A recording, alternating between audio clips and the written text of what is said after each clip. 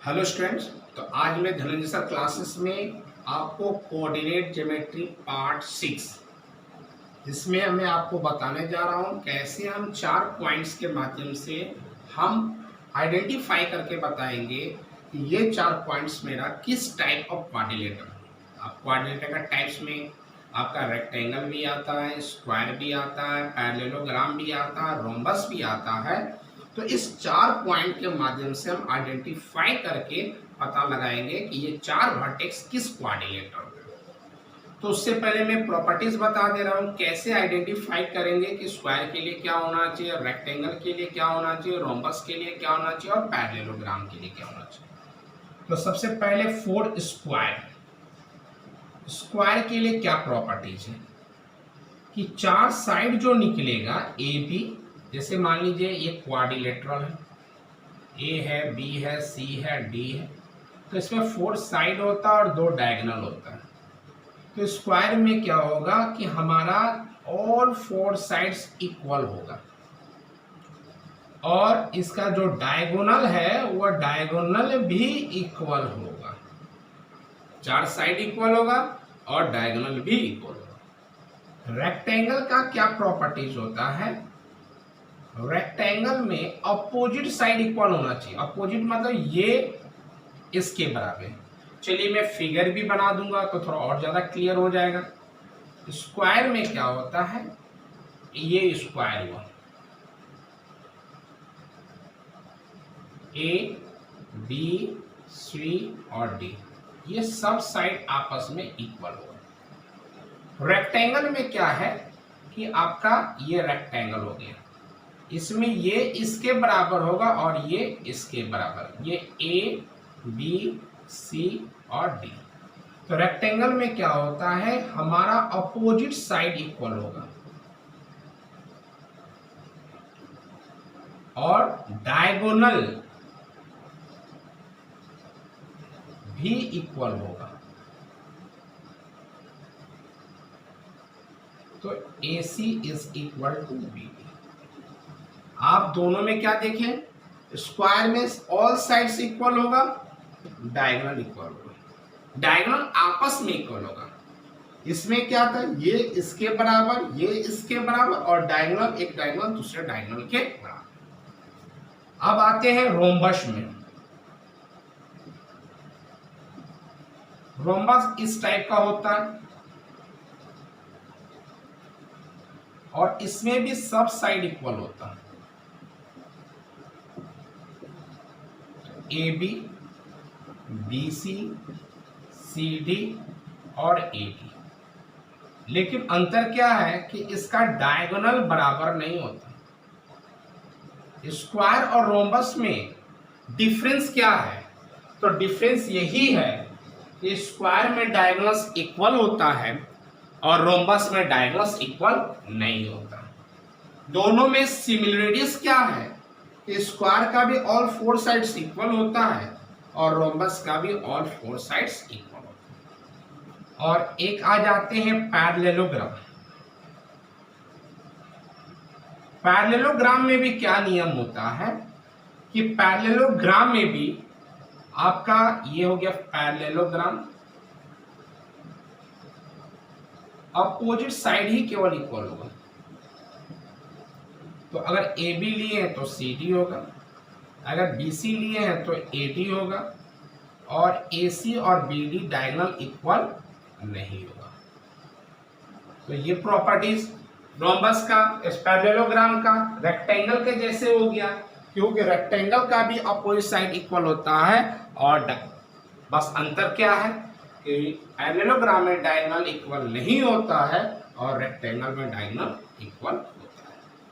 तो ये प्रॉपर्टीज हमारा है टाइप्स ऑफ क्वाड्रिलेटर में। अब हमें ये देखना है कि ये 4 वर्टेक्स जो है वह किस प्रॉपर्टीज को शो कर रहा है, जिसके माध्यम से हम आइडेंटिफाई करके बताएंगे कि ये वर्टेक्स स्क्वायर का है, रेक्टेंगल का है, रोम्बस का है कि पैरेललोग्राम का।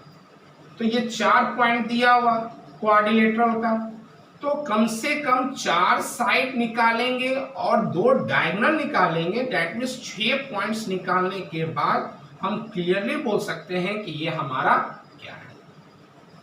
तो मान लेते हैं कि हमारा एक क्वाड्रिलेटरल का मैं एक सिंपल सा फिगर बना दिया। ये ए है, ये बी है, ये सी है, ये डी है। फिगर इसलिए बना दिया कि हमें पता चलेगा कि हमें डिस्टेंस किसका निकालना है। तो डिस्टेंस तो हमें सबका निकालना है।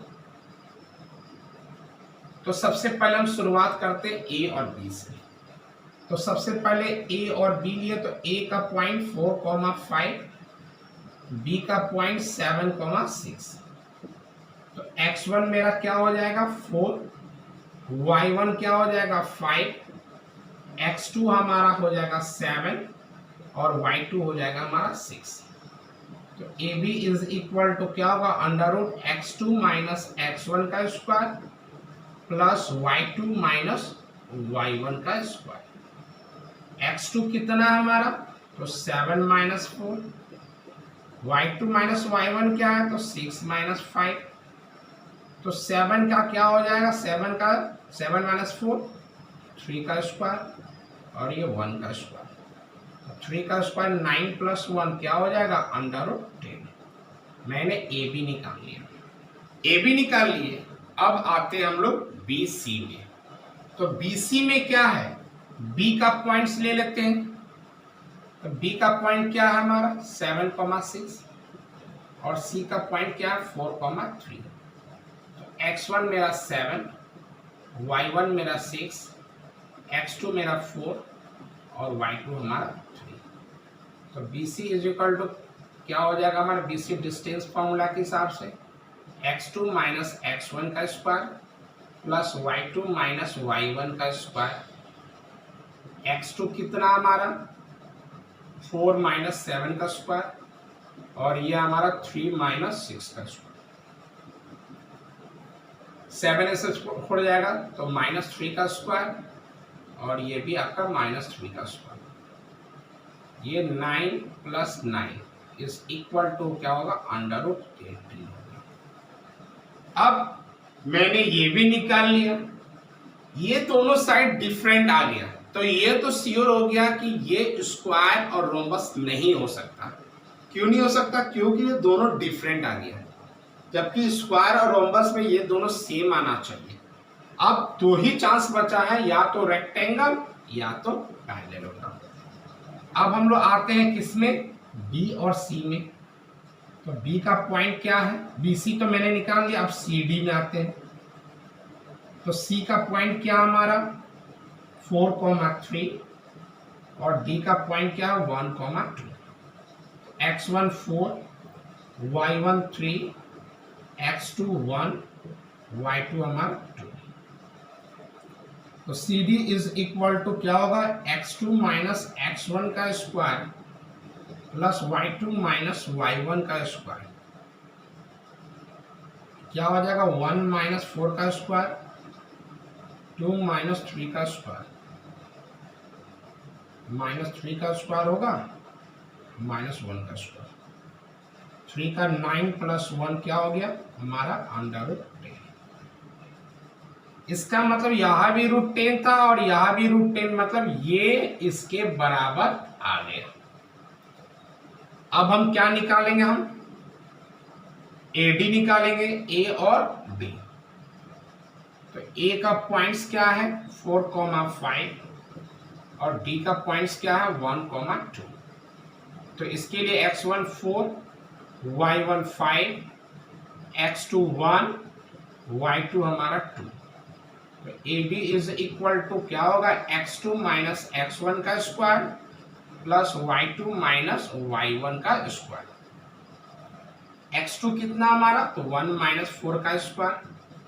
y2 कितना हमारा, y2 2 माइनस 5 का स्क्वायर। तो ये हमारा कितना हो गया -3 का स्क्वायर और ये भी -3 का स्क्वायर। ये क्या हो जाएगा 9 प्लस 9 क्या हो गया √18 यूनिट्स। इसका मतलब ये भी इसके बराबर आ गया। तो ऑलरेडी हम इससे यह पता चल गया कि या तो अब रेक्टेंगल होगा या तो पैरेललोग्राम। क्यों, क्योंकि केवल अपोजिट साइड हमारा इक्वल है। अब हम आएंगे डायगोनल में। डायगोनल का मतलब क्या होता है AC। तो ए और सी ले रहे हैं। ए का पॉइंट हमारा क्या है, तो 4,5 और सी का पॉइंट क्या हमारा 4,3। तो x1 हो जाएगा 4, y1 हो जाएगा 5, x2 हो जाएगा 4 और y2 हो जाएगा हमारा 3। तो AC इज इक्वल टू क्या होगा, x2 माइनस x1 का square plus y2 minus y1 का स्क्वायर। तो इसमें आपका क्या हो जाएगा 4 माइनस 4 का स्क्वायर और ये 3 माइनस 5 का स्क्वायर। तो 4 माइनस ये 0 का स्क्वायर और ये माइनस 2 का स्क्वायर। तो क्या हो जाएगा हमारा 0 प्लस 4 क्या हो जाएगा 4, अब 4 क्या होगा 2 यूनिट्स।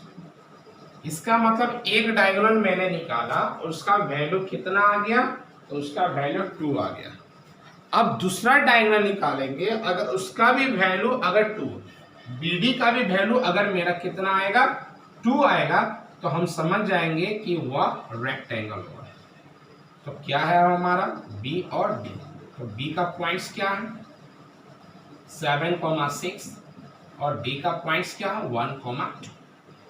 तो x1 हमारा हो गया 7, y1 हो गया 6, x2 हो गया 1 और y2 हो गया 2।